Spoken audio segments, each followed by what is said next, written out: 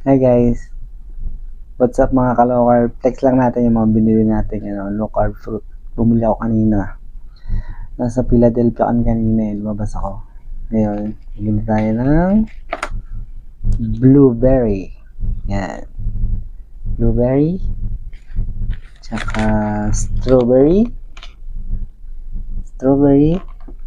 Tsaka ng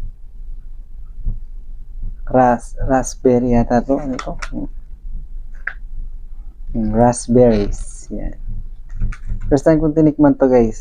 Maasim.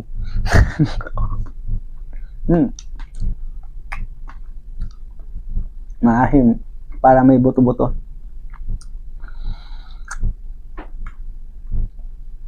Maasim siya na para may buto-buto. Ewan. Yun na nga guys. Yan ang mga binili natin fruit.